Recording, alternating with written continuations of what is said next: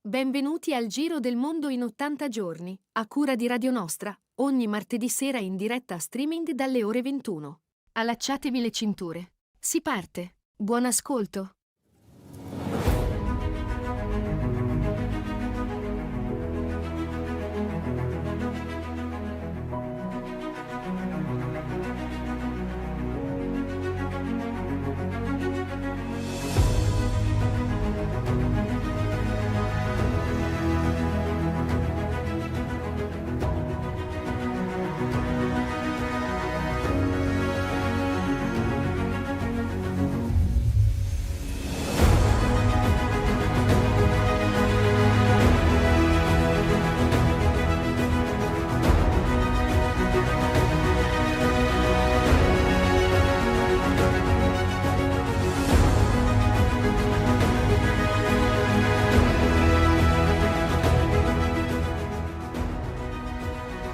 Eccoci qua, buonasera a tutti e a tutte, siamo di nuovo nella nostra mongolfiera di Radio Nostra e con me sul pallone aerostatico chi c'è con me?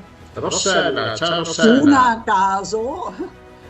Buonasera a tutti, bentornate, bentornati.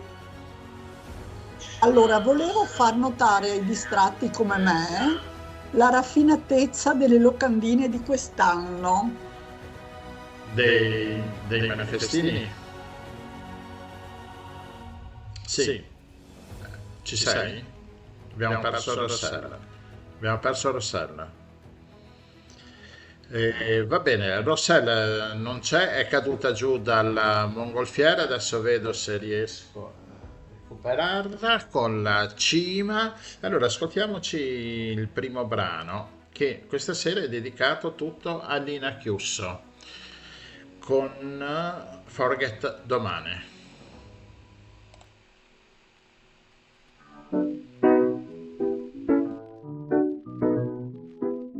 Tu dimenticando mai,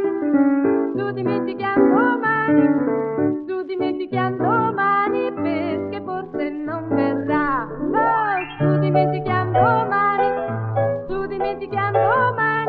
Oh, tu dimenticando mai, perché forse non verrà. Domani, forget domani, viviamo oggi, chi lo sa se c'è domani.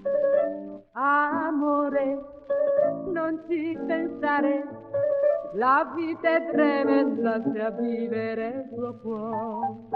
Oh, oh, che luna, oh, oh, che mare, con questa luna, questo mare, tu con me. Amore, amore, tienimi stretta a te, non farmi più pensare che domani forse non ti rivedrò. Viviamo oggi questo nostro amore, il tempo fugge, non si può fidarsi del domani, no, no, no. Tu dimenticando domani, perché forse non verrà. Oh, tu dimenticando domani,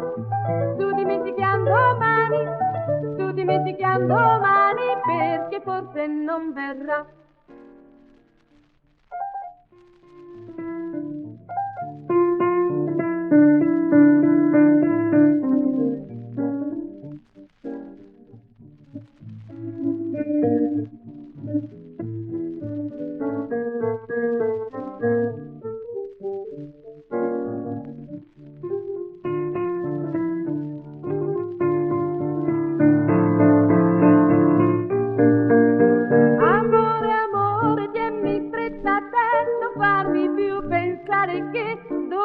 Forse non ti rivedrò.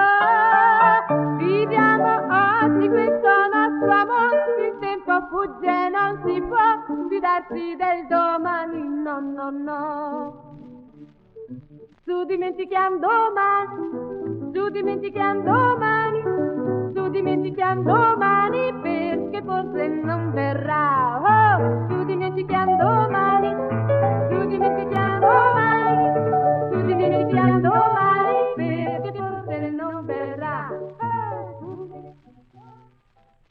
Lina chiuso con Forget domani. Rossella, cosa abbiamo adesso? Sono risalita, che fatica a venire su con la cima, eh? Eh beh, non è semplice. No, per niente, però ce l'ho fatta, sono a bordo di nuovo e abbiamo con noi Sami Abu Omar da Gaza, da Khan Yunis, che ci fa un breve aggiornamento sulla situazione perché non è che proprio sia tutto. Rocolato. Ascoltiamoci Sami. La situazione qui dopo il cessate il fuoco, diciamo, sul livello di sicurezza un po' meglio, praticamente, soprattutto le notte, che non ci sono tutti questi intensifici bombardamenti, però ci sono bombardamenti recenti dall'altra parte dove c'è la linea gialla, perché la linea gialla è soltanto lì al confine con le altre zone umanitarie, e situazione anche sul livello dall'entrata dalla roba, secondo anche statistiche praticamente dall'UNRWA, dicono praticamente come accordi devono entrare 600 camion al giorno, stanno entrando da media da 90 a 100 camion massimo.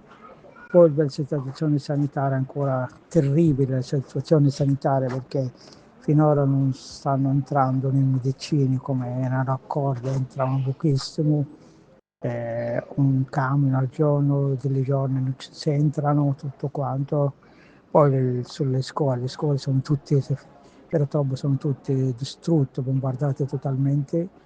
Ci sono i bambini che vanno lì alla scuola soltanto 2 volte alla settimana, però hanno le scuole di tende dove possono dare a loro soltanto per 2 ore, che loro le fanno delle materie più importanti, tipo matematica, scienze, inglese, altre lingue, però pochissimo, non sono tutte che riescono a fare, soltanto le zone dove ci sono queste tende scolastiche.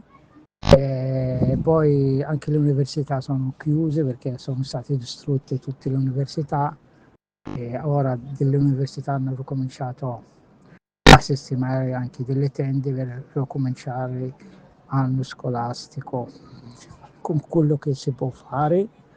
E poi la salute va bene, la salute praticamente non è tanto bene perché tutti i materiali che stanno entrando, loro fanno entrare più di materiali della seconda necessità, tipo fanno entrare il cioccolato, fanno entrare il caffè, Nescafè, e tutti altri materiali pieni di zucchero, di carburanti, così se li mangi diventa un grasso, però senza proteine, senza niente. Per ora non sta entrando il carne meno pollo, perché un chilo di carne costa 30 euro, un chilo di pollo costa più di 40 euro. Situazione ancora gravissima anche per l'entrata di tutti di questi materiali, anche per il carburante, perché per le strade ci sono ancora macerie dappertutto. I comuni non sono in grado di pulire le strade perché non hanno mezzi e non hanno carburante per fare affettare dei mezzi dei privati. Poi la massima dei mezzi pesanti per levare le macerie sono state distrutte completamente durante la guerra, e secondo l'accordo di pace devono entrare questi mezzi di razzanti per far pulire le strade, per fare praticamente muoversi i macieri, però finora non è entrato niente, e questa è la situazione che si trova ora a Gaza. Bene, grazie ai messaggi di Sami, insomma, non siamo al massimo, però insomma c'è un po' più di tranquillità nella popolazione, insomma, riescono un attimino a vivere Testa. e speriamo appunto che non abbiano le bombe in testa. Adesso hai il microfono aperto, Rossella. Sì, no, riescono a non avere le bombe in testa, e ha detto che entra circa un sesto, no, dei camion che entravano prima dell'inizio di questo disastro, e c'è un problema di nutrizione serio per i bambini. Poi sentite, i bambini vanno a scuola 2 giorni alla settimana per 2 ore. Cioè vuol dire niente, insomma, in confronto al bisogno, no, che i bambini hanno di andare a scuola per imparare e anche per per crescere, insomma, per stare insieme, per confrontarsi, per stare nell'ambiente giusto per i bambini. Beh, speriamo che insomma un po' alla volta, adesso aspettiamo il prossimo messaggio martedì prossimo e insomma incrociamo le dita, dai. Ecco, sì.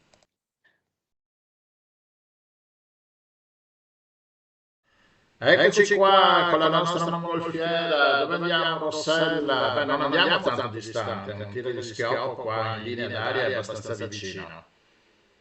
Ma andiamo però in un posto bellissimo, nelle Dolomiti Bellunesi, andiamo in Val di Zoldo. E benvenuto al sindaco Camillo De Pellegrin e grazie per Buonasera a essere voi.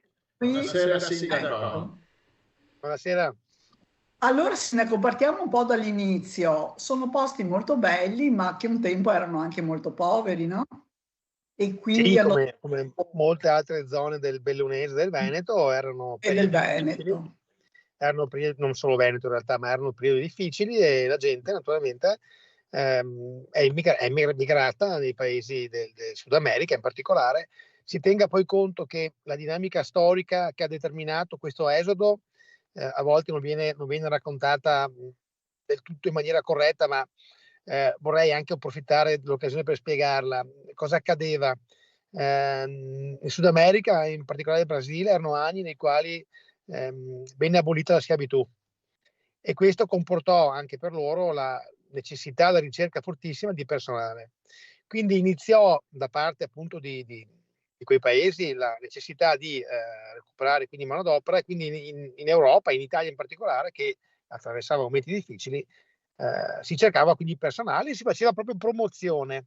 E da questa promozione sono partiti tantissimi italiani che metà dell'Ottocento, insomma 1850, poi le date vanno naturalmente riviste o comunque precisate, hanno stabilito lì la loro vita e hanno fatto il miracolo, diciamo, di rendere terre che erano prima disabitate, hanno fondato città, hanno fatto insomma la loro vita e naturalmente hanno avuto famiglie, figli, poi figli, poi figli, poi figli e siamo arrivati poi alla fine agli anni 80-90 e lì è arrivata una legge che ha in qualche modo permesso a tutte queste persone, quindi con un antenato italiano, quindi di diventare italiani tramite il principio dello iure sanguinis, quindi sulla base di un diritto che deriva dalla nascita, essendo figli insomma, di qualcuno che o comunque nipoti, pronipoti, insomma parenti alla lontana di qualcuno che è stato italiano, che era italiano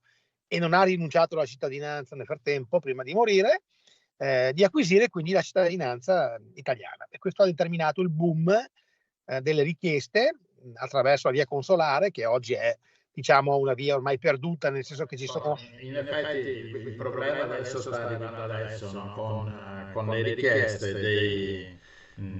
degli eredi, diciamo, di chiedere il passaporto italiano. Ecco, lei già fa un passo in avanti nel ragionamento, perché dicendo passaporto già premette, diciamo, un giudizio, anche se relativo. È proprio così. Si va alla ricerca del passaporto italiano più che della cittadinanza. La cittadinanza è lo strumento per avere l'utilità del passaporto italiano, che è il primo o il secondo al mondo. Io mi chiedo perché, ma forse abbiamo anche delle ragioni storiche che fanno sì che l'Italia abbia un valore importante e il passaporto italiano valga molto. Permette l'accesso ovunque, ti permette di entrare in America, di partecipare insomma anche all'estrazione per avere il visto, insomma, per poter fare poi la cittadinanza americana, negli Stati Uniti, in Australia, in Giappone, in Germania, in Europa, e quindi è un biglietto da visita importante che purtroppo il Brasile col suo passaporto e l'Argentina non hanno, questo per motivi naturalmente che è inutile qui specificare adesso, ma quindi fa molta gola. E in più si è innescato naturalmente intorno a questo fenomeno l'interesse enorme di agenzie, avvocati italo-brasiliani, italiani stabiliti che da questo diciamo passaporto hanno saputo costruire, devo dire con grande intelligenza, un business che io definirei miliardario senza timore di essere smentito, in quanto ogni pratica costa circa dai 10 ai 15 mila euro al singolo diciamo oriundo che cerca di fare la cittadinanza. abbiamo scoperto, e non è notizia diciamo segreta, che vi sono scandali su scandali, truffe, criminalità, c'è di tutto dietro questo mondo, che ovviamente dove gira molto denaro si annidano spettri e minacce.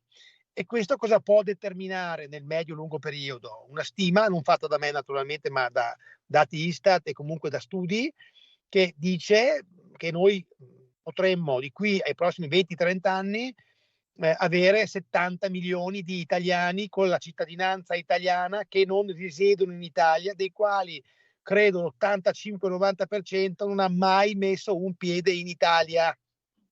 Ecco perché è importante, sindaco, no, Vorrei che chiarire fosse questo. chiarito questo concetto una volta per Sì, tutte. sì. Perché io vengo attaccato sui social, no, dove addirittura dicono: ma no, tu non vuoi gli italo-brasiliani, tieniti i musulmani, tieniti gli albanesi, tieniti, come dire, tieniti, lasciamo perdere, no, i neri, così. Sì, sì. Allora, io mi tengo volentieri chi in Italia viene e viene per restarci.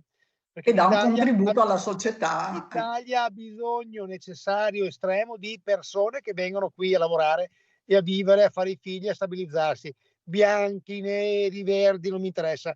Però qui il tema è diverso. Qui non c'è un ritorno dell'oriundo all'Italia. Qui c'è una volontà scientifica di recuperare il passaporto per altre finalità. Uno Stato serio, come quello che ha di fatto oggi disciplinato con una norma e ha riformato la legge del 92, Tajani quindi ha fatto questa nuova legge, prima il decreto, poi la modifica, con la quale si è limitato il diritto di poter ottenere la cittadinanza iure sanguinis dal 27 o 28 di marzo 2025. La potranno richiedere solo quelli che hanno un genitore o un nonno, nonna o mamma, insomma il secondo ramo, no? Con cittadinanza italiana ma nati in Italia. In buona sostanza nessuno la può più fare, perché chiaramente chi è oriundo non è né nato non è nato in Italia, avrà la cittadinanza perché l'avrà richiesta tramite lo iure sanguinis, ma sono persone che hanno la loro patria in Brasile o in Argentina o in Venezuela, Certo. ovviamente. E io mi dico, e ci mancherebbe anche, e non capisco perché questa cosa venga vista come discriminatoria da parte mia. Hanno il loro paese, giustamente, se lei chiede loro a quale squadra tifano, ti rispondono il Brasile o l'Argentina, ma è più che normale. Non ci vedo nulla di tragico e nulla di strano. A me invece preoccupa un'altra questione. Mi Ascolti, preoccupa che... sindaco. Prego.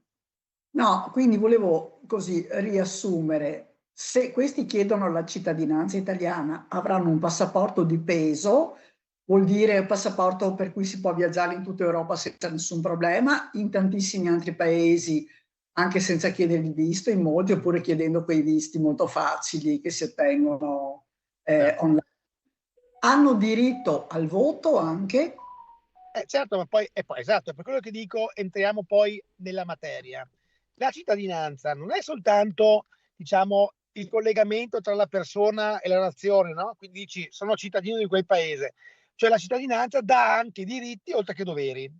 Ma mi pare che doveri pochi, perché ad esempio a livello di tassazione non mi pare che chi è all'estero paghi tasse in Italia, ma questo non riguarda soltanto naturalmente gli oriundi, chi è all'aire e vive fuori, giustamente le tasse le paga fuori, no?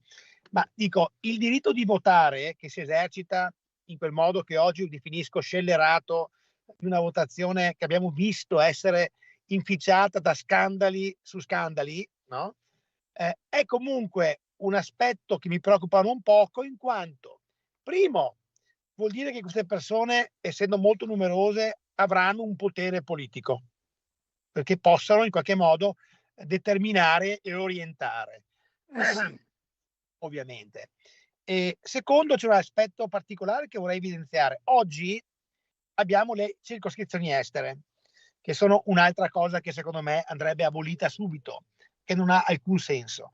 Sono d'accordo. Nelle circoscrizioni estere vengono eletti, diciamo, italo-discendenti per aree, no? C'è Sud America, ne abbiamo tutto, diciamo, tra Camera e Senato c'è stata la riforma, non ricordo se abbiamo 10 posti, 10 seggi, diciamo, tra Senato e Camera di eletti all'estero, ok?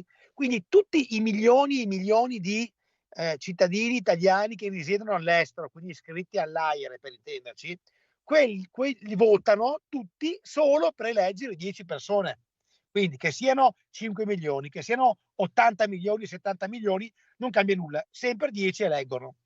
Se domani dovesse passare la Ecco, tanto, sono 12 seggi, perfetto, magari che hanno 8 deputati e 4 senatori. perfetto, mi ha tolto il dubbio. Se domani dovesse passare la riforma in senso semipresidenziale o presidenziale con l'elezione diretta del Presidente della Repubblica o che ne so, del Presidente del Consiglio, quei voti non valgono più per eleggere 10 o per eleggere 12, ma valgono, ogni voto vale come il mio e come il suo. E immagini quanto possono contare e fare gola quando cominciano a essere milioni. Certo. Di recente c'è stato uno scandalo di un sindaco di un comune delle Marche che ha praticamente concesso una quantità enorme di cittadinanze iure sanguinis e poi ha fatto venire a votare con le corriere questi nuovi cittadini per lui. Per esempio. È sul giornale, non è una Sì, no.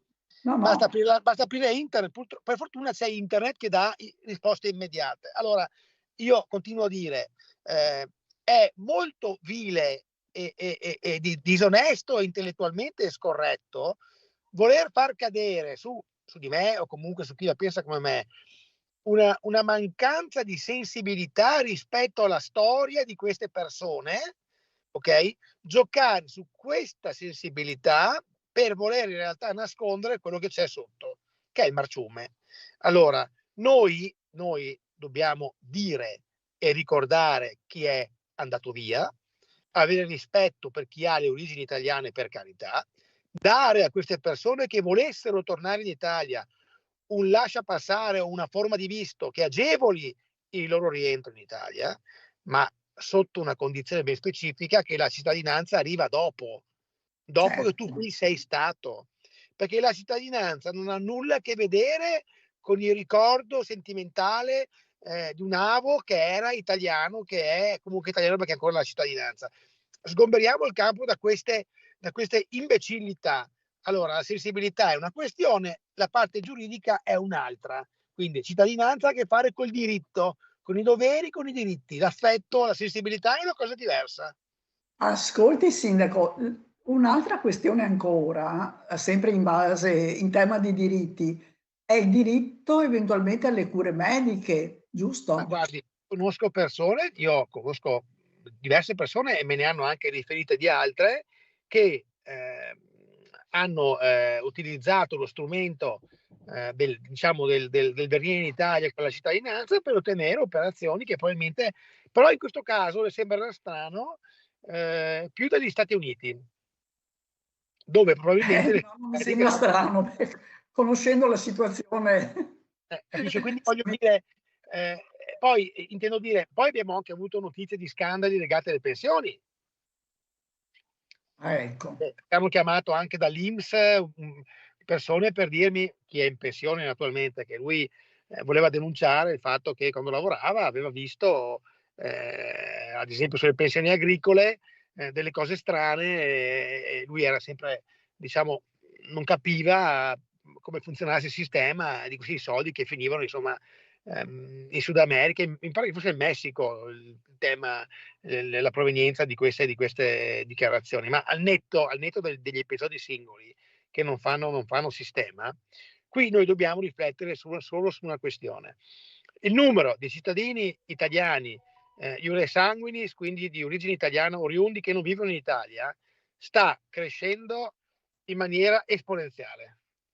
Lo può prendere nel dato Istat, c'è un'impennata che va e ogni anno è cresciuta negli ultimi anni in maniera esponenziale. Tajani certo ha fatto questa legge, ha messo un limite, però il limite lo ha messo soltanto a valere dalle domande non presentate prima, cioè le domande presentate prima del 27 o 28 marzo sono ancora diciamo evadibili in qualche maniera, dopo non più. Ma il pregresso, quindi tutto il materiale che c'è sulle scrivanie o che sta per arrivare, è un'onda che ci travolgerà. Ecco, perché l'altro problema molto concreto è il peso su comuni piccoli come il vostro. Non credo che abbiate, non so, Ma guardi, le posso dire che Belluno, che è capoluogo di provincia, non è che stia meglio di noi.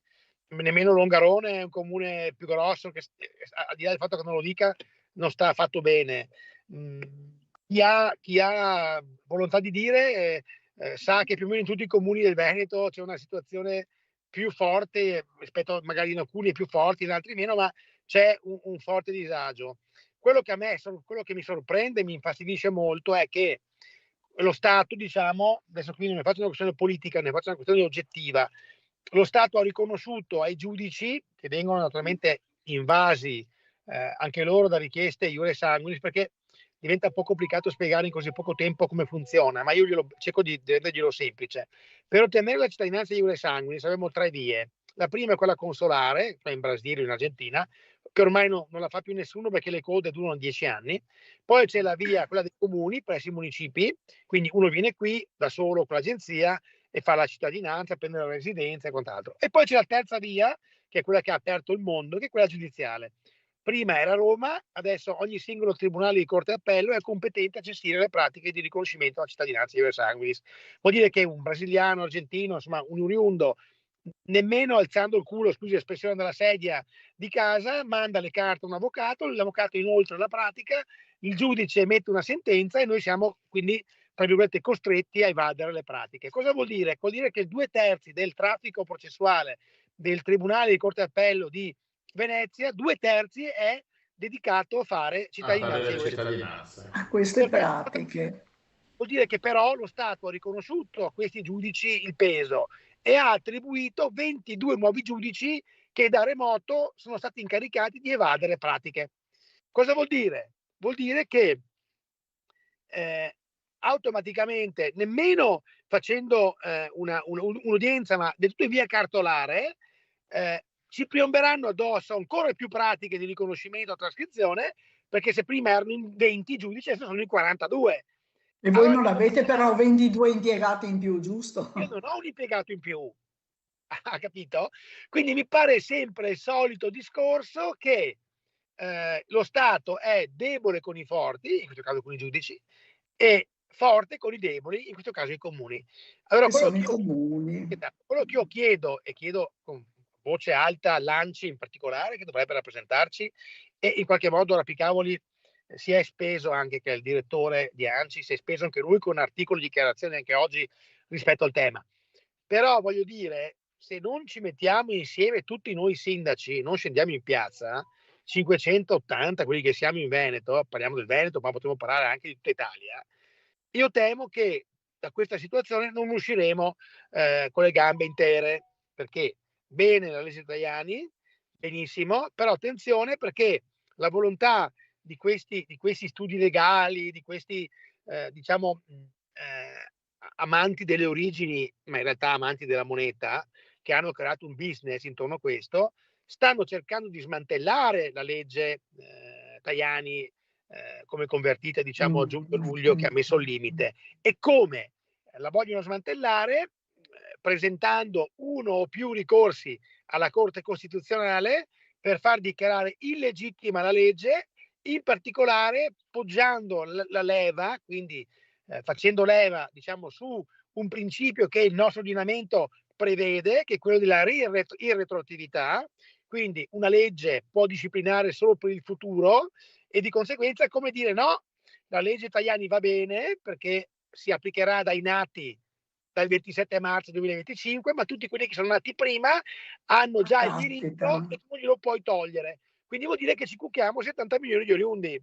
Una valanga. E Sindaco ci ha rappresentato veramente diversi aspetti, ma uno più preoccupante dell'altro, nel senso la questione dei passaporti, la questione delle votazioni di persone che non vivono, che non stanno, ai quali non interessa probabilmente quasi niente del nostro ordinamento, anche no, in Parlamento, eccetera, il problema delle cure sanitarie e anche il peso gravissimo sul sistema giudiziario che, come sappiamo, in Italia è sempre sommerso di arretrato. E su questi comuni che devono dedicare tempo e risorse a questo anziché alle esigenze quotidiane dei cittadini che ci vivono, lavorano. Mi faccia essere anche un po' cattivo, se vogliamo. Secondo lei, quando viene fatto il percorso per il riconoscimento della cittadinanza, si fa riferimento ai carichi pendenti penali della persona. Dovrebbe naturalmente, perché se no No, viene assolutamente fatto. non viene fatto. Questa è una lacuna gravissima. Ma del resto fa parte del riconoscimento iure sanguinis, che è un atto di, non è una concessione, è una, è importante, sono importanti i termini. Noi non stiamo concedendo nulla, stiamo riconoscendo un diritto già esistente. Un diritto. E quindi, va La bene. legge ha la legge Ok, ha limitato. ci ha aggiunto il carico da 90 all'elenco che avevamo già fatto di aspetti negativi. Ma guarda, io le dico senza timore di smentita ed è tutto confutabile sempre. Io quello che le sto dicendo, peraltro io ci metto la faccia, mi assumo la responsabilità di ogni affermazione che ho fatto e sono tutte verificabili in internet da chiunque in qualsiasi momento. Io le racconto un'altra vicenda, che anche questa è naturalmente su internet. Il mio comune nel 2018 si è trovato di fronte alla prima grande situazione di pericolo rispetto a questo tema. Si è presentato in comune un oriundo italo-brasiliano, mi pare, che ha praticamente intendeva portare presso il mio municipio Val di Zoldo, 500, era un cacciatore, 500 oriundi per fare la cittadinanza, e li avrebbe portati di lì a qualche mese, a qualche anno. Lui parlava nel giro di qualche mese. Okay? A quel punto io giocando un po' sulle parole, sono riuscito a farlo parlare con una giornalista, tutti in una casa naturalmente, prendevano la residenza, e la giornalista insomma lo ha interrogato, l'ha intervistato, e lui ha fatto delle dichiarazioni delle quali poi forse si è anche un po' pentito.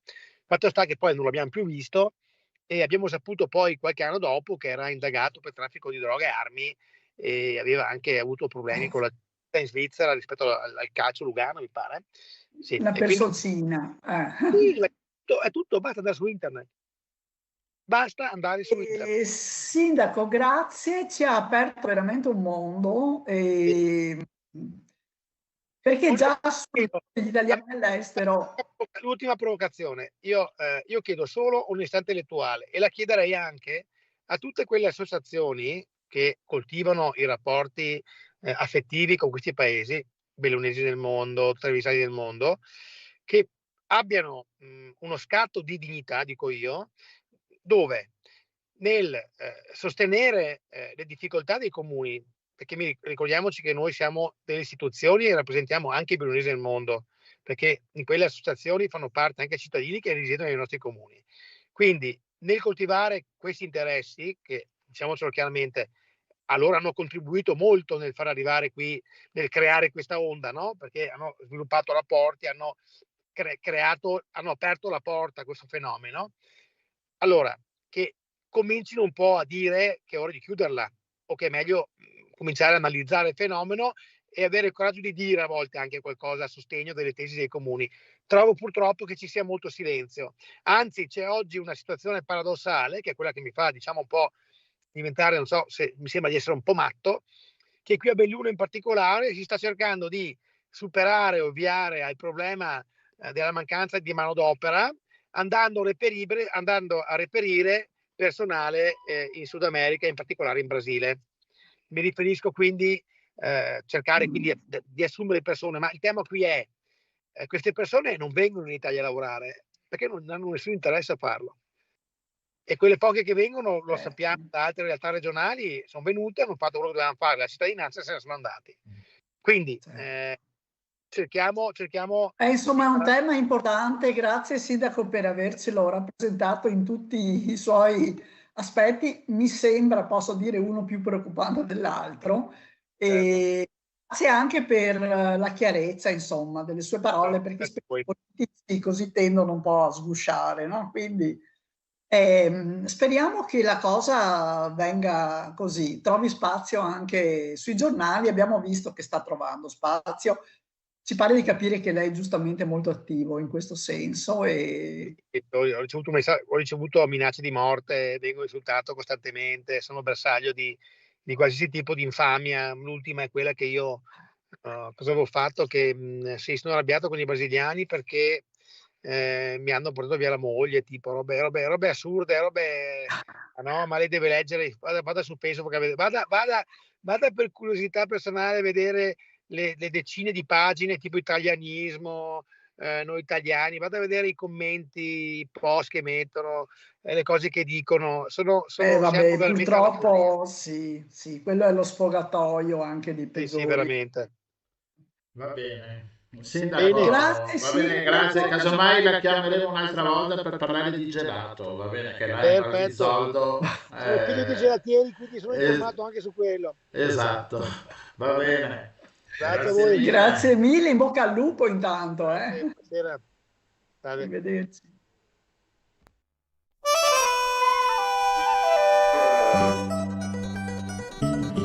Moretto, Moretto, lei è un bel giovinetto, e porta i capelli all'onda del mare, sull'onda del mare, la barca filava, Rosetta chiamava, Moretto, vieni qua.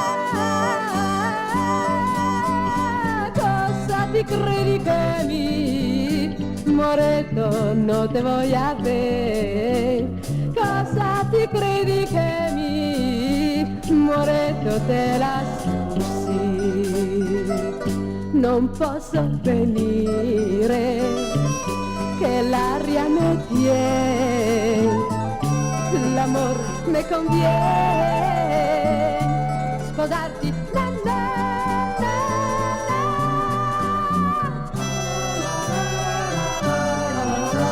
Moretto non te voglia bene, cosa ti credi che Moretto te lava così? Moretto, Moretto, lei è un bel giovinetto, e porta i capelli all'onda del mare, sull'onda del mare,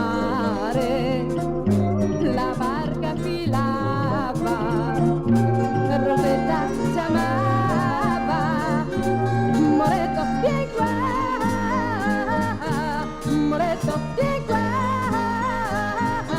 Moretto, vieni qua.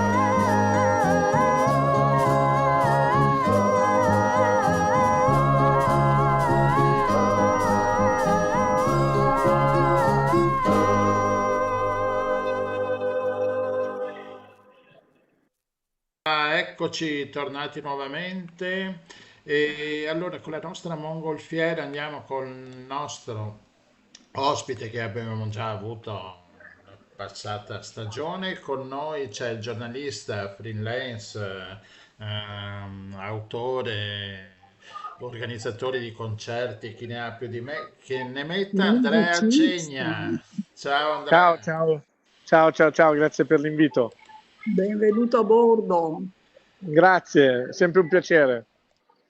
Grazie a te per le belle notizie che ci dai, che ci informi, insomma, una nuova informazione e ti abbiamo chiamato appunto perché giovedì 6 novembre c'è un incontro, un convegno a Bergamo. Raccontaci un po' tu cosa succede giovedì. Sì, diciamo che giovedì ci sarà una tappa di questa serie di 4 incontri in giro per l'Italia. Lo stiamo chiudendo proprio adesso al Centro Sociale Cantiere con Alicia Castellanos e Gilberto López Rivas, che sono 2 antropologi messicani. Lei è stata per 39 anni docente e ricercatrice all'Università Autonoma del Messico, lui addirittura presidente dell'Istituto Nazionale di Storia e Antropologia del Messico, e sono anche 2 diciamo critici, osservatori sociali e militanti politici. Insomma, su Gilberto López Rivas è uscito anche un libro che racconta le sue peripezie, sarebbe un po' da spy story. Fate conto che negli anni 70 è stato per l'Unione Sovietica spia negli Stati Uniti d'America, poi è diventato deputato per il PRD in Messico, quindi sindaco, mini sindaco, diciamo, di una delle zone più popolose di Città del Messico, Tlalpan, e a un certo punto nel 2003 ha lasciato definitivamente la politica istituzionale per dedicarsi totalmente ai movimenti sociali. Quindi diciamo un personaggio che ha da raccontare e può raccontare tante cose del Messico, e giovedì in specifico saremo a fare una chiacchierata, a raccontare il Messico da diversi punti di vista al Pacipacciana, al centro sociale Pacipacciana di Bergamo. Sì, vedo che... Sì, vai Rossella. No, no, intanto volevo sapere quali sono le altre città, ho capito che è itinerante questo percorso. Sì, adesso siamo a Milano, domani saremo a Bologna, dove a Bologna e poi giovedì a Bergamo e venerdì a Brescia al centro sociale Magazzino 47. Domani e venerdì, oltre all'incontro con Gilberto e Alicia, presenterò anche il mio documentario che ho appena finito di montare, che si chiama Mexico 2025, che prova a fare una fotografia delle complessità del Messico, e quindi sarà l'elemento da cui poi partirà il dibattito e le parole di Gilberto e Alicia. E anche noi vogliamo partire appunto da questa fotografia. Qui in Italia, come sai, ci guardiamo l'ombelico, quindi non è che parliamo tantissimo dell'estero, se non quando proprio è indispensabile, no? Ma insomma, il Messico sta passando anche dei grandi cambiamenti, dei problemi giganteschi ci sono ancora. Raccontaci un po', stiamo migliorando un po'. Direi che ci sono 3 livelli. Uno, c'è un livello narrativo, il Messico esterno, che dipinge Morena, la presidenza prima di Andrés Manuel López Obrador e poi quella attuale di Claudia Sheinbaum, come una sorta di sinistra progressista avanzata. Dall'altra c'è il laboratorio del capitalismo, in cui il crimine organizzato è un'impresa che convive alla pari con le economie legali e con le forze dello Stato, e dall'altra c'è la complessità del Messico di essere un paese plurinazionale, e quindi un paese dove ci sono 60 lingue e popoli indigeni che lo formano, oltre al contesto, diciamo, quello più classico nostro, ovvero quello urbano occidentalizzato. Quindi questa triangolazione rende una complessità incredibile, anche molto difficile da raccontare, perché per esempio io sono molto critico con il governo di Morena, perché è un governo assolutamente neoliberista. Allo stesso tempo riconosco che, esattamente come alcune altre esperienze progressiste del Latino America, ha una sperimentazione quantomeno di redistribuzione di ricchezza, però questa redistribuzione di ricchezza, esattamente come in Bolivia o in Venezuela, attraversa le zone urbane, non le zone rurali e indigene, dove l'esproprio di ricchezza attraverso l'estrattivismo continua a essere un tema tremendo, e per estrarre ricchezza da questi territori lì si trova una convergenza implicita o no, spesso tra gruppi criminali, grandi multinazionali e interessi di Stato. Quindi diciamo non c'è come sempre un bianco e nero, ci sono tantissime gradazioni di grigio che, in base a chi ti racconta il paese, ha tinte più o meno fosche, più o meno chiare, no? E quindi come tutti i paesi non è facilmente rappresentabile, non è facilmente raccontabile. E Andrea, quando parli di estrattivismo, parliamo di minerali, di petrolio, che è in competizione con l'agricoltura, cioè qual è il punto?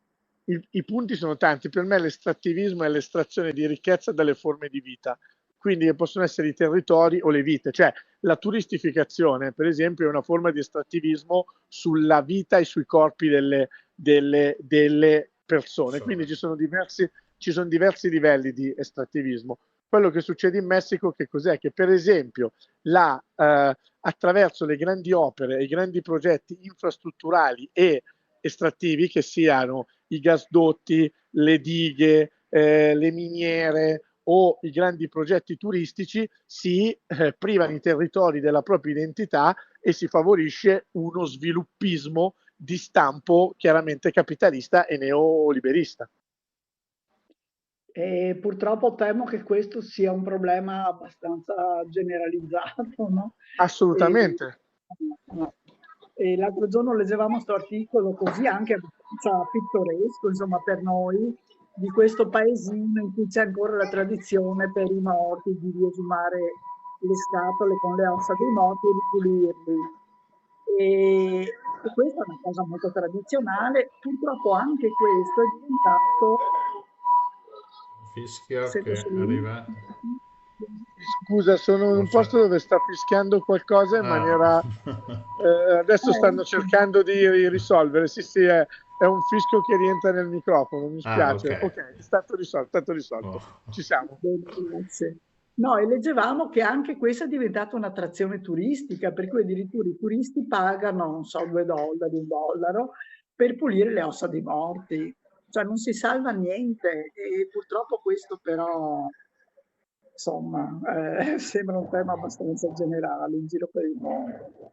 Ascolta, No, sono assolutamente d'accordo, però è una visione, diciamo, che in questo momento egemone del mondo, in cui di fatto a volte si possono cioè si gioca a cambiare le virgole o i punti, che non vuol dire non cambiare niente, perché cambia il senso di una frase cambiando virgole e punti chiaramente, però poi la partita rimane quella. I popoli indigeni, per esempio, di tutto il mondo, così come tanti movimenti femministi e decoloniali, ti dicono che invece bisognerebbe proprio provare a cambiare la grammatica. È un esercizio molto difficile, però come dire, 1000 anni fa nessuno pensava che a un certo punto ci sarebbero stati gli stati-nazione e delle elezioni. Cioè è tutto un movimento in itinere. Ci siamo seduti su una replica di un mondo, molto spesso pensando che l'unico mondo possibile è quello che ognuno di noi vive, che vuol dire che in queste latitudini e longitudini è la nostra forma democratica, se vai in India la loro forma, eccetera, eccetera, in Giappone la loro, e c'è poco tentativo di sperimentazione magari di forme differenti che recuperino magari altre modalità. Non dico che sia semplice, io credo che dentro a una dinamica di chiaro fallimento in qualche maniera della retta di questo mondo, perché stiamo andando verso anche solo la distruzione territoriale e naturalistica di questo pianeta, servono dei grossi cambiamenti e della grossa inventiva. certo. Ascolta Andrea, ma il crimine organizzato è ancora molto forte e quindi riesce a condizionare anche il potere politico, non so, la società così in generale o... Anche qui, secondo me, il tema è che è il potere politico che condiziona il crimine organizzato o il crimine organizzato che condiziona il potere politico? Nel senso che nella domanda sta un po' anche la risposta, nel senso che, per quello che dicevo prima, quando gli interessi sono convergenti, potere politico e potere criminale convivono esattamente nella idea, cioè nel senso, quando c'è da fare una grande opera, quando c'è da fare un grande progetto, c'è da cacciare una comunità indigena in resistenza, lì si trovano le formule comuni, perché è quello che non può fare lo Stato, il crimine organizzato in forma extra, diciamo, diritto, mette in campo, no? Quando generi percorsi di paura, per cui magari la comunità se ne va e quindi puoi espropriare il territorio. Lo scontro, che è uno scontro esistente ed evidente, non è tanto e non va visto tanto come Stato crimine, Stato gruppi economici legali, ma come cordate di interesse,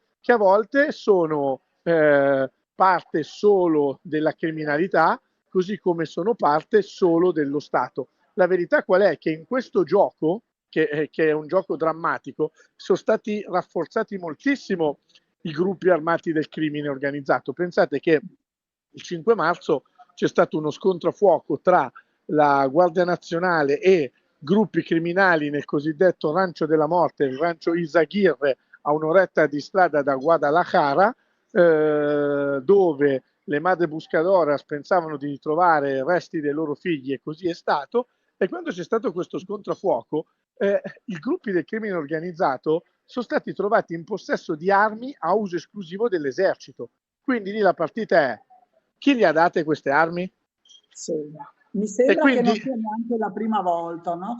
no, esatto, è quello che dico, quindi ci sono delle zone grigie che non è chiaro se questi pagano l'esercito e lo corrompono per farsi dare queste cose o c'è qualcuno che gioca a rafforzare questi gruppi perché poi diventano una forma di contropotere che può essere utilizzata nei momenti in cui servono. Il problema è che questi gruppi non sono controllabili e quindi ragionano per interesse proprio. Anche qua ti dico, non è una direzione chiara, non si può vedere solo come i criminali che si infiltrano nelle istituzioni. C'è un gioco tristemente di fluidità e ambiguità che rende anche molto complesso il fenomeno che in alcune zone del Messico va in una direzione e in altri momenti e in altre zone in un'altra. Certo. Come dire, Sì, non è sì. che tutti i politici sono corrotti, non è che tutti i politici sono corruttibili, ma c'è una parte dei politici, e lo sappiamo, cioè noi viviamo in un paese dove ci sono state le stragi di Sì, Stato e si è pensato esatto. che si potessero mettere delle bombe per cambiare l'opinione pubblica, quindi non possiamo pensare che all'estero non ci siano dei politici col pelo sullo stomaco che possono pensare di assoldare dei gruppi criminali per risolvere dei problemi. Certo, sì, hai fatto bene a ricordarci che su questo, insomma, un po' di esperienze purtroppo le abbiamo. Esatto. E va bene, Andrea, Bene, grazie Andrea, mille per questi suggerimenti. ridici di nuovo gli appuntamenti che Allora, i tuoi. domani a Bologna al Centro Sociale La Balle 18, giovedì alle 18 al Centro Sociale Pacipacciana e venerdì alle 18:30 al Centro Sociale Magazzino 47. In più, se qualcuno volesse, mi permette di farmi un po' di pubblicità, un progettino che si chiama Il Finestrino Guarda, su Substack. lo stavo già Ah, mettendo ok. in onda. Dove Vai tutte le pure. settimane provo a raccontare pezzi appunto delle complessità latinoamericane, cercando di renderli decodificabili anche qua da noi. E Esatto, sì. leggiamo, perché leggendo qualche articolo si capirà come mai si chiama il finestrino. L'ho trovato molto divertente. Bene, Perfetto, grazie mille. grazie a te. Ciao, ciao, Ciao, ciao. ciao.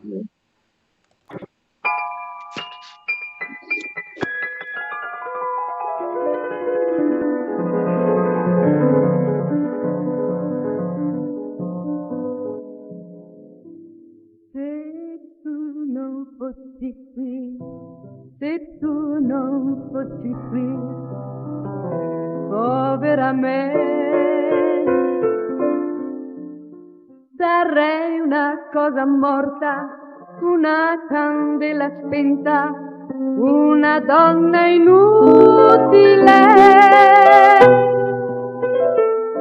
E se tu mi lasciassi davvero, che varrebbe lottare da sola, come pensare ad amare di nuovo, lo potresti tu. Se tu non fossi qui, potrei trovare un altro, questo lo so.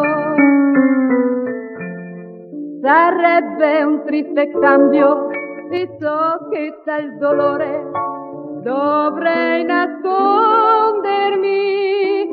Io andrei a piangere,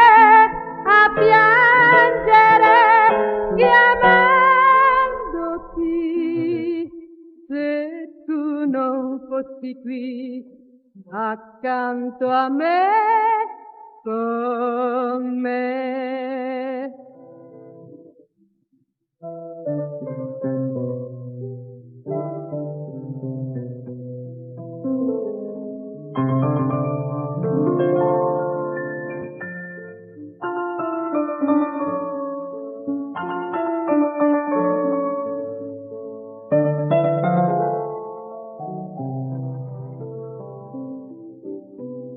E se tu mi lasciassi davvero, che varrebbe lottare da sola, come pensare ad amare di nuovo, lo potresti tu. Se tu non fossi qui, potrei trovare un altro, questo lo so. Sarebbe un triste cambio e so che dal dolore dovrei nascondermi. Io andrei a piangere chiamandoti, se tu non fossi qui accanto a me. Con me.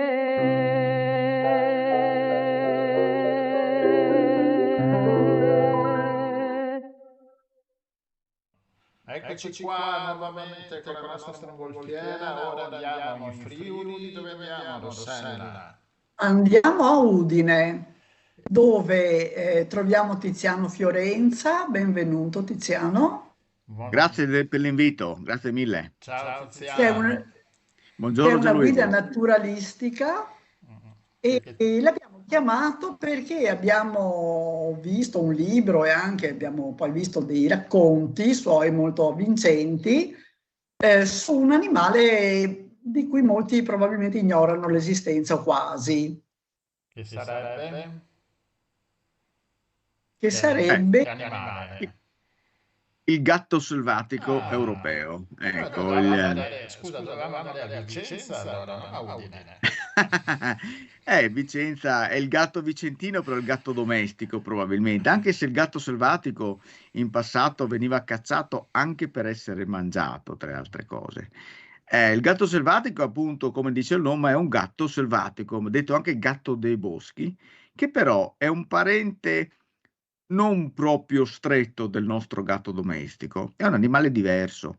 Noi l'abbiamo anche chiamato nel libro che abbiamo fatto insieme a Lucio Tollar e Nicola Tomasi, che sono degli eccezionali fotografi, ok? Abbiamo fatto questo libro, l'abbiamo chiamato proprio Il fantasma dei boschi, perché questo gatto selvatico, un animale affascinante e un po' diverso dal nostro gatto domestico, effettivamente è difficilissimo da vedere. Almeno in passato era molto più difficile perché era anche più raro, e per cui il fantasma, nel senso che c'è, si aggira, ci guarda, si nasconde, ma non lo vediamo mai, eppure c'è il fantasma dei boschi, il gatto selvatico europeo, che il nome scientifico è Felis silvestris, dove proprio Felis silvestris, che vuol dire da latino gatto della selva, della foresta. ma è tanto diverso. Dunque, allora rispondo prima a Rossella, Gianluigi e poi a te. Allora, è tanto diverso? Sì, nel senso che innanzitutto manca di tutti i colori che hanno i gatti domestici, no? Quindi bianco, nero, tutti questi colori strani.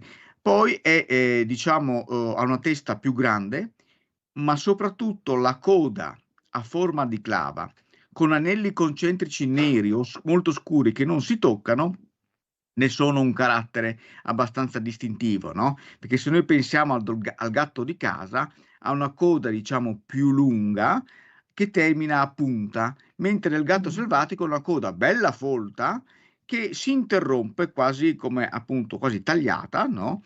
Che sembra quasi ricordare una clava con questi anelli neri. Questa è una caratteristica tipica del gatto selvatico.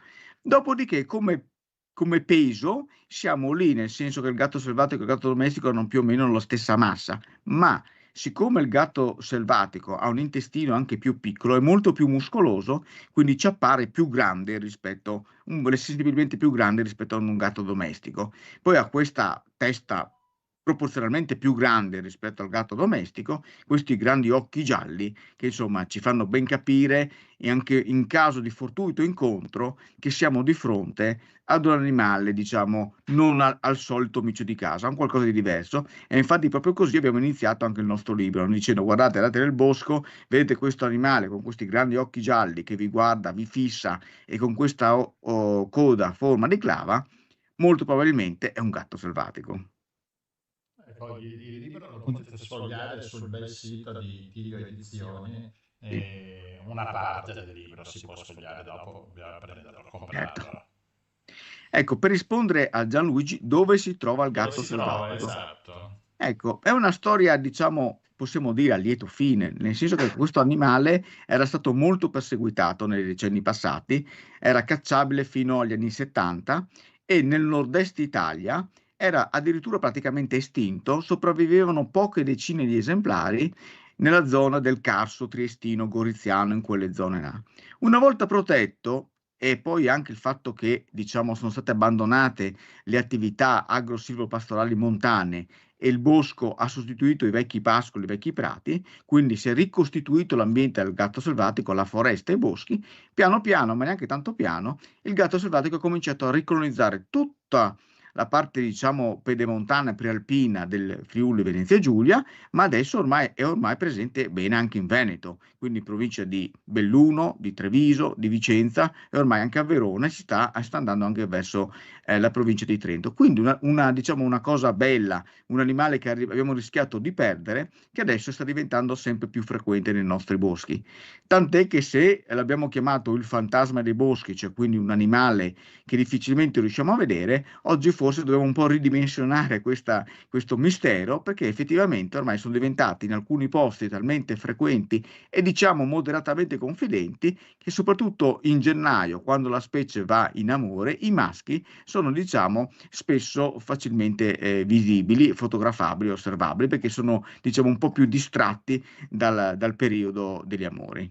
Mentre vedo dalla piantina del vostro libro che in tutto l'arco appenninico lo si può trovare. Sì, però attenzione, grazie di questa domanda. Nell'arco appenninico c'è sì il gatto selvatico, anche in Sicilia, ma un gatto selvatico un po' diverso. Si dice una varietà d'età molisana, cioè un gatto, diciamo, endemico dell'Italia appenninica e della Sicilia. Da noi vive la popolazione alpino-dinarica, che appunto è un'altra cosa, cioè è la stessa specie del gatto appenninico, ma un po' diverso, cioè è una cosa che abbiamo soltanto qua nel nord Italia, nell'arco alpino e nella zona, diciamo, balcanica occidentale. Giusto per ricordare, in Sardegna c'è anche un altro gatto selvatico, ma è completamente diverso. È il gatto selvatico africano, che è praticamente il progenitore del gatto domestico. Ah, pensa a te, che varietà. Sì, sì, sì, assolutamente. Ascolta, Tutta... però non in pianura, giusto? Cioè sempre in No, zona adesso in alcune zone, allora in pianura restiamo sempre al nord-est. Adesso noi nel nord-est abbiamo, nella nostra regione, cioè il Friuli Venezia Giulia, è presente quasi ovunque, escluso effettivamente soltanto nella bassa... Sì, la parte più bassa, proprio dicevo quella della linea di Sorgive, perché è poco boscata, no? Poco boscata, nonostante tutto qualche giovane esemplare in dispersione si trova. Nel Veneto invece adesso è abbastanza frequente nella zona prealpina, quindi pensiamo al Cansiglio, a tutte quelle al Montello, a tutte queste zone, diciamo, prealpine. Ma si affaccia sicuramente anche nella zona collinare e planiziale, laddove c'è un minimo di copertura boscosa. Sicuramente, secondo me, in futuro, se le cose continuano così, lo potremo vedere anche in pianura. Come adesso altri animali sono arrivati, pensiamo al lupo in pianura, chi ci pensava soltanto pochi anni fa, eppure è arrivato pure lui. E quindi predatori ne ha pochi? Se Pochi, riesce pochi, a perché... proliferare, insomma. Esatto, perché è molto sveglio innanzitutto, poi è molto agile, quindi per esempio il lupo certamente potrebbe essere un potenziale predatore, probabilmente in alcuni casi lo preda, ma è molto difficile nel senso che il gatto non si fa sorprendere e quindi se un lupo gli dà la caccia, lui tenta di trovare un posto in alto, tipo un albero, arrampicarsi sopra e così sfugge. Ecco, il gatto selvatico in realtà nel nord-est Italia i predatori ce li ha, sono le pochissime linci eurasiatiche che vivono nell'arco alpino. Da noi adesso sono soprattutto presenti nella foresta di Treviso e nelle Alpi Giulie, che preda regolarmente il gatto selvatico, quindi lo insegue anche negli alberi, ok? E se si fa sorprendere all'aperto, l'aquila reale è l'altro grande predatore del gatto selvatico. In realtà, purtroppo, nonostante che comunque oggi ci sia molta più sensibilità anche da parte del mondo venatorio, molta più attenzione, comunque i casi di bracconaggio sono ancora presenti. Ma cosa se ne fanno, scusa, poi di un gatto? Se lo mangiano? Ma nei dettagli purtroppo non posso entrare nella loro testa. Sicuramente io ritengo che lo ritengano un competitore, quindi normalmente Ah, ok. a molti volpi, gatti, cioè i predatori stanno un po' sulle scatole, no? Quindi quando possono li eliminano. Certamente per fortuna è una pratica, diciamo, che sta andando via via scemando, no? Maggior parte dei direttori di riserva che io conosco sono persone correttissime che non farebbero certamente queste cose, però il bracconaggio esiste, spesso e volentieri si trovano gatti con impallinati, insomma, quindi questo fenomeno ancora persiste. Nonostante ciò, il gatto selvatico comunque aumenta, quindi la protezione che è stata data alla specie negli anni 70 ha funzionato e sta aumentando la specie. Beh, insomma, per fortuna. Ascolta, vivono da soli sti gatti, sono solitari. Sì, è un Dei animale, dati. è un animale solitario, sia il maschio che la femmina vivono in modo del tutto solitario, soltanto nel periodo degli amori, quindi che va da gennaio, febbraio, quindi alla fine dell'inverno, i maschi cercano le femmine, quindi si trovano, si accoppiano, quindi rimangono qualche giorno insieme per gli accoppiamenti, poi ognuno per sé.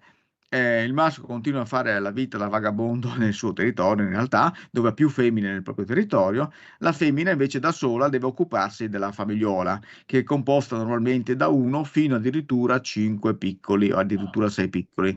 Ecco, noi abbiamo proprio un record recentemente, abbiamo trovato una femmina con 5 piccoli nelle varie altisone, che sembra quasi un record probabilmente. Ecco, ma la femmina deve fare tutto da sola. I giovani gatti sono abbastanza svegli in realtà, nel giro di poche settimane riescono ad essere già autonomi e a fine estate già lasciano la madre e vanno a cercarsi un posto dove stare, insomma. Ed è il Quindi, periodo più pericoloso per loro, perché non conoscendo le zone, sono poco esperti, rischiano anche di finire sotto le automobili, quindi investiti o uccisi appunto da qualche predatore, magari sono un po' attenti. Anche i cani, per esempio, durante l'apertura della caccia possono prenderli, no? Loro si fanno sorprendere. Diciamo che i giovani sono meno attenti rispetto agli adulti, sono quelli che più rischiano di essere uccisi. Ripeto, nonostante queste brutte cose, in realtà il gatto selvatico in questo momento, diciamo, è una specie che pur rientrando tra le specie rare nel territorio nazionale, dà molte speranze, nel senso che sta incrementando e insomma per il futuro io mi aspetto che questa specie non sia più tra le specie considerate in pericolo, ecco. Mentre le prede sue possono essere anche le galline normali, le domestiche, no, suppongo, un po' tipo la volpe. Sì e no, nel senso che Mm. il gatto selvatico è anche lui un generalista come la volpe, tuttavia l'80% se non di più delle sue prede sono costituite da topi, arvicole, ghiri, scoiattoli, cioè quindi da piccoli mammiferi che vivono nel bosco. Ecco. Però certamente in alcuni casi può succedere che un gatto selvatico si trova il pollaio, eccetera, e va dentro e va a caccia di polli. Ci sono diversi episodi anche in Veneto recenti, mi sono arrivati da un amico che è un grandissimo studioso di gatto selvatico di lince, proprio Veneto, che si chiama Marco Cattello, ok, che proprio mi ha mandato anche delle immagini che anche nel Veneto accadono purtroppo, diciamo, questi casi in cui il gatto selvatico entra in un pollaio e si prende la gallina e se la porta via. Però, nonostante tutto, sono episodi molto rari, mentre nella volpe è più consueto anche la faina che vanno dentro i pollai, il gatto selvatico tende a stare un po' lontano dall'uomo. Probabilmente gli animali che vanno nel pollaio hanno o il pollaio si trova veramente a ridosso della foresta, del bosco, eccetera, oppure sono in difficoltà, allora quando come un bambino gli metti le caramelle davanti, insomma, se le vanno a prendere, ecco. Però non è proprio consueto che il gatto selvatico preda animale di cortile, è abbastanza raro, non è normale. ascolta, invece io volevo chiedere, se noi comuni mortali volessimo vederne uno, andiamo in un bosco, che cosa cerchiamo? Vabbè, le feci, se siamo capaci di riconoscere le feci Sì, da un animale questo all'altro. Mm. è una cosa difficilissima, nel senso che le feci del gatto selvatico, così come le impronte, sono quasi indistinguibili da quelle di un gatto domestico, no? E nel senso che se un gatto, anche i gatti domestici mangiano i topi, mangiano i passerotti, mangiano questo, quindi nelle feci è impossibile, diciamo, riconoscere. Ecco, quello che invece possiamo fare se vogliamo vedere un gatto selvatico, dobbiamo un po' imparare a girare un po' per il bosco.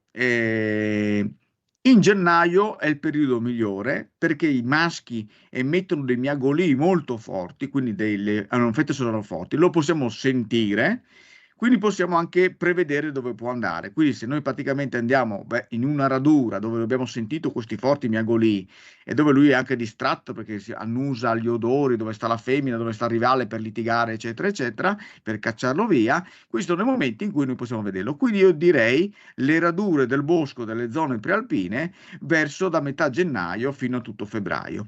Poi in realtà può capitare in qualunque momento dell'anno, ma normalmente gli avvistamenti migliori succedono a fine inverno, diciamo, nelle radure boschive prealpine. Poi ci sono degli anni eccezionali, come è stato per esempio nel 2021, dove vi è stata una fruttificazione del faggio molto forte e sono aumentati tantissimo i topi, ok? Tantissimo. Per cui i gatti andavano in continua caccia ed erano completamente distratti, ed è grazie a questa proliferazione di topi con i gatti che andavano a cacciare ovunque che noi abbiamo potuto fare il libro. Cioè Lucio Tollari e Nicola Tommasi sono riusciti a fotografare questo animale che è difficilmente fotografabile in natura in pieno giorno perché normalmente gira di notte. Sono riusciti a fare migliaia di foto e molti minuti di riprese video in cui questi animali sono stati ripresi grazie proprio al fatto che c'erano così tanti topi che ci hanno regalato anche queste magnifiche scene di caccia riprese poi da Lucio e da Nicola in modo magistrale, e ci hanno regalato questa chicca, diciamo. Quando potrà accadere di nuovo questo? Normalmente queste proliferazioni di topi arvicole hanno una cadenza decennale, perché noi possiamo pensare che entro i prossimi 10 anni ci sarà di nuovo una proliferazione di topi che allarmerà tutti, ma sarà una cosa normalissima che accade periodicamente, e di nuovo i gatti selvatici insieme agli allocchi e a tutti questi altri animali saranno facilmente visibili nuovamente. Fanno festa, sì, molta festa. C'è il banchetto. Esatto. Scusa, poi dopo ti lasciamo perché... tranquilla, io sono qua a parlare con voi finché volete. Qual è la relazione fra i faggi e i topi? È la fruttificazione, forse probabilmente mi sono mangiato la parola. Allora, ogni una decina d'anni circa, non è solo il faggio, anche l'abete rosso, soprattutto fanno una grande fruttificazione, vuol dire che fanno tantissimi semi di faggio che sono un alimento estremamente potente che arvicole e topi di bosco se li mangiano, sono molto energetici, quindi crescono, stanno anche bene in salute e quindi si riproducono alla grande perché stanno bene. È un momento felice per tutti, diciamo, perché i topi che mangiano, ma per esempio ne approfitta anche l'orso bruno che è pure un animale gigantesco, se ne mangia di questi si chiamano faggiole, no?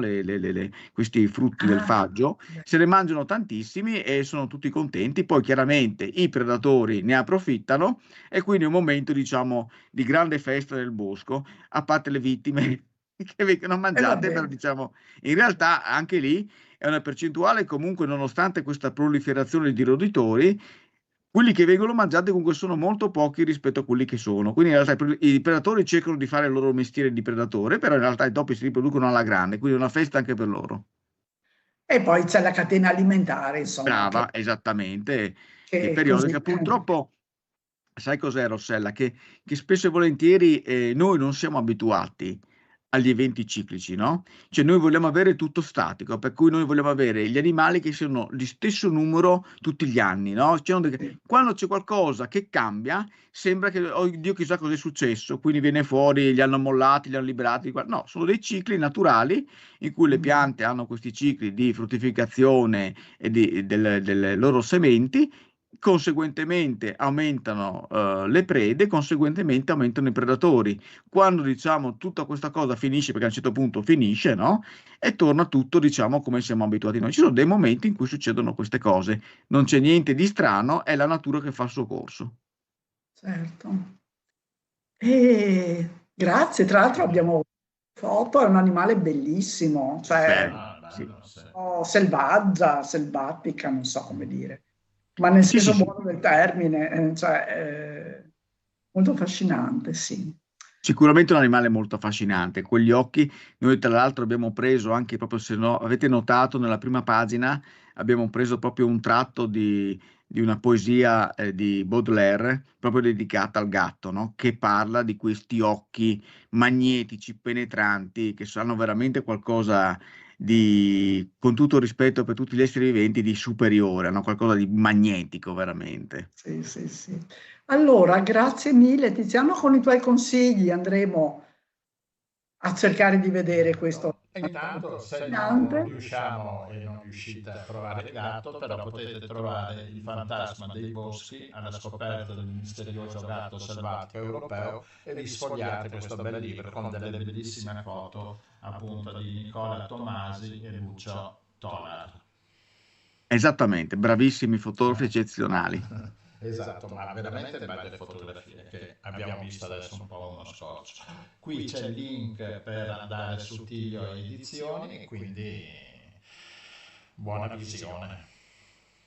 Grazie Tiziano, magari ci Ma grazie a voi, sentiamo. grazie a mille. voi. Alla Alla prossima. Alla prossima. prossima, grazie.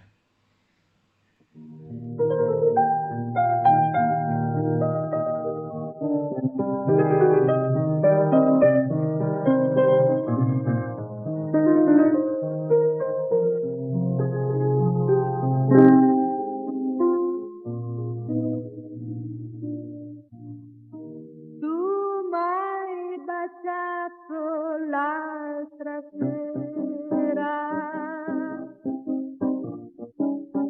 solo perché c'era la luna. Lo so, non è successo niente, niente di niente per te. Un bacio che ti dà così per gioco. Ma tu non sai quanto è importante. Sei diventato quel momento per me. Sei diventato grande e hai riempito di te tutto il mio mondo. E adesso che sono tanto innamorata, e adesso che devo far di questo amore, amore, amore. Tu m'hai baciato l'altra sera, solo perché c'era la luna. Lo so, non è successo niente, niente di niente per te, ma tu non sai quanto è importante. Sei diventato tu per me.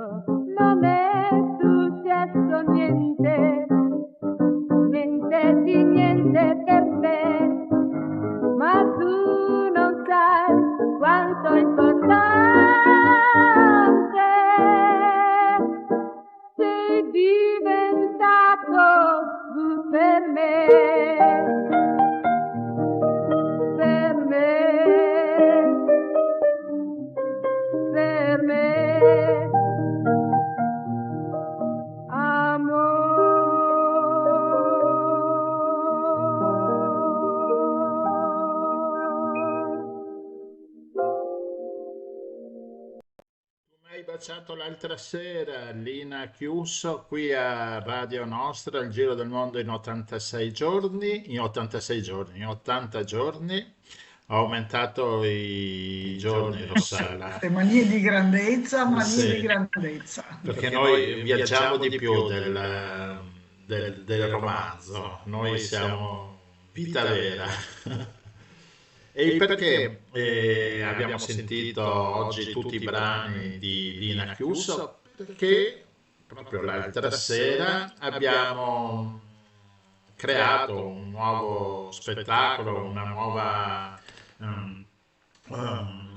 nuova esibizione, diciamo, di Lina Chiuso. Abbiamo riportato in teatro Lina Chiuso con lo spettacolo Semplicemente Lina, e qui abbiamo con noi la Patti Scanferla, che ha interpretato magnificamente la voce di Lina Chiuso, e abbiamo anche Lara Maniscalco, che oltre a cantare benissimo Lina Chiuso è anche la figlia di Lina. Buonasera, ciao a tutte. Buonasera a te. Ciao. Benvenuti a bordo. Ciao, grazie Rossella, è piacere. Sì, la mongolfiera è bella grande, ci stiamo bene. Stiamo? Sì. Allora, questa idea di riportare una voce magnifica, come abbiamo sentito, no, Patti? Sì. Tu, che ti ha preso Guarda, questo spettacolo, quest'idea di Lina? sì, allora io mi sono trovata così per caso tra voi, e quando mi hai accennato, mi hai parlato di questa donna, di questa ragazza che appunto aveva una voce bellissima, tutti quanti la ammiravano, tutti la ascoltavano nelle sue faccende, insomma, anche di casa. È riuscita così a emergere e ad arrivare anche, insomma, a registrare dei vinili e a collaborare con cantanti molto conosciuti, diciamo, del momento. Poi, guarda, quando mi hai detto semplicemente Lina e mi hai raccontato la storia, hai proprio anche azzeccato perfettamente il titolo dello spettacolo e mi è piaciuto molto. Bene, Lara, tu invece che abbiamo riportato così tua mamma sul palco. Beh, per me è stata una sorpresa, per me e per i miei fratelli soprattutto, è una cosa emozionante vedere, beh, innanzitutto le cantanti professioniste, Patti, Maria Cristina, anche Roberto, sono stati in grado veramente di far emozionare tutti quanti, e vedere le vecchie amiche di mia madre piangere, commosse nel ricordare appunto la voce di mia madre è stata una cosa unica, e io non smetterò mai di ringraziarvi veramente. Sì, devo dire che insomma, è stata grazie a Lina anche con la sua voce che ci ha fatto voglia, no, di riscoprirla e di farla conoscere. Sì, diciamo che se fosse qui con noi sarebbe non contenta di più, perché comunque se lo meritava, nel senso Ecco, Lina, che... sì. No, volevo dire che appunto Lina ha cominciato a cantare sempre negli anni 60, no? Faceva la scuola di canto assieme a Patti Bravo, andava a prendere la maestra e poi andavano a Padova dall'insegnante a imparare a cantare. E quindi ha partecipato al Cantagiro, ha vinto il festival anche della canzone veneta che si svolgeva a Sandrigo, con il brano Racconto d'inverno, che non l'ho messo, dopo lo mettiamo. E vi consiglio di ascoltarlo bene perché è meraviglioso. Sì, insomma, ha avuto dei momenti felici, no? Dai. Diciamo che ha avuto grandi soddisfazioni, sì, Esatto. sicuramente. E quindi abbiamo creato questo spettacolo. Con noi c'è anche Massimo Sedona, che fa il presentatore e il pianista. Abbiamo appunto, come avete ricordato, Maria Cristina Cataldo al canto, e abbiamo Roberto Nardin che canta anche lui un paio di brani, e Lara, che io mi ricordo all'inizio che non volevi cantare nulla, hai detto sì sì ok, ma non voglio cantare niente, e invece Patti, com'è stata Lara? Beh, Lara veramente, quando canta Lina, emoziona, proprio, non so, forse magari proprio perché lei l'ha vissuta in casa, insomma, sta storia, e la interpreta in modo veramente emozionante. Esatto, e siamo contenti insomma che sia salita anche lei sul palco a Sì. partecipare a questo.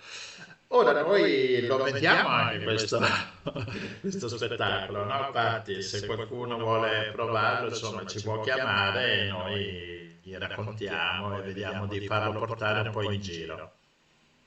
Magari, anche perché veramente merita, è coinvolgente, e anche domenica che abbiamo fatto appunto la replica a Mestre è stato molto apprezzato. È come sedersi a teatro e arrivare alla fine senza accorgersi, perché ci sono dei momenti davvero molto simpatici, toccanti e artistici. Sì.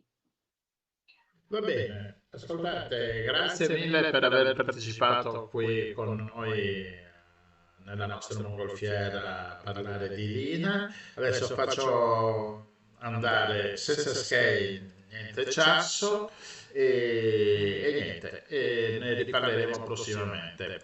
Grazie Lara, grazie Patti per essere stati con noi nella mongolfiera. Grazie a te. Grazie, complimenti. Ciao, grazie, buona serata, grazie.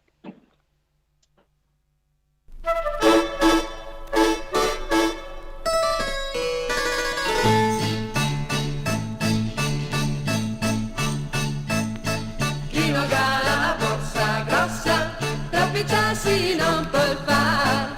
Chi non ha la borsa grossa, troppi ciassi non può far. Mica so piuttosto in drio, come mai posso tassare? Metterò cose in te bassa, così volta nuova ro. Che voi secchini, no pochettini, quando di tutto se vuoi gustare. Allegramente, zoga la gente, sendere un stagno me vuoi provare.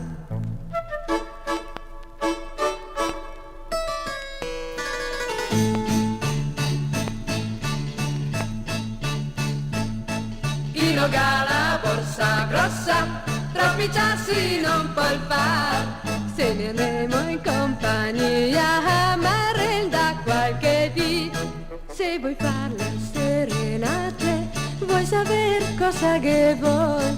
La sapurmi non me perdo di coraggio, non gonfia. Chi la misura so che la dura, sinché mi insegno la sticarò. Voglio far fatti che mai ducati, no che sia un conto co che so mi.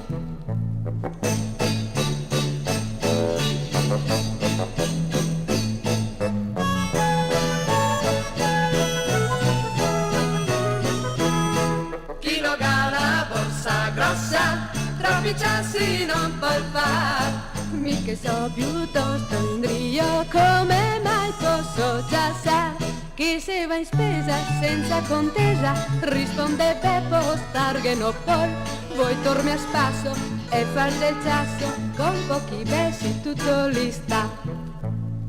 La borsa grossa, troppi ciassi non può far. Chi non ha la borsa grossa, troppi ciassi non può far. Chi non ha la borsa grossa, troppi ciassi non può far. Ecco qua Lina Chiuso con noi a Radio Nostra con Senza Skei Niente Ciassi. In cui Ciassi sta per... Ecco la sigla finale che sembra quella dei Giochi Senza Frontiera. Ciassi, confusione. Bene, e quindi se non hai soldi non puoi fare niente, insomma non puoi divertirti, non puoi fare confusione, per non dire in veneziano. Va bene. Grazie per la traduzione. Rossella, abbiamo finito, però diamo una notizia che adesso allarghiamo questo manifesto che lo vediamo tutti insieme, che giovedì c'è un incontro all'Istituto Marco Polo a Venezia, incontro con Raffaele Oriani, giornalista. Il titolo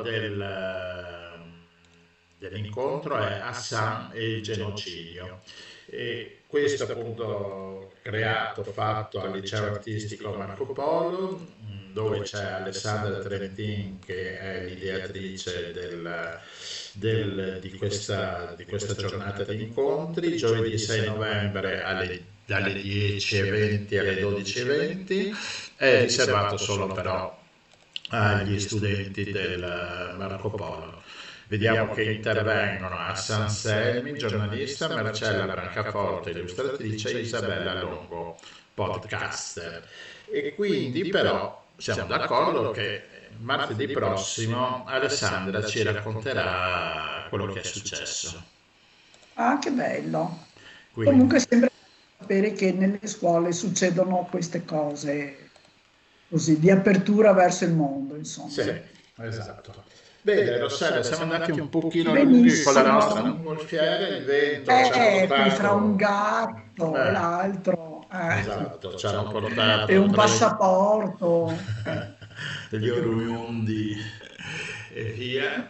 E niente, facciamo andare la sigla finale. Avete ascoltato Il Giro del Mondo in 80 giorni, Grazie a cura a di tutti. Radio Nostra, in studio Rossella, Prossimo. Gianluigi. Una produzione dell'Associazione La Rete. Vi aspettiamo a martedì prossimo. Ecco, la nostra voce dell'intelligenza artificiale ci ha detto a martedì prossimo. E quindi... Ecco, per qua mi rubano il lavoro, mi ruba il lavoro l'intelligenza artificiale.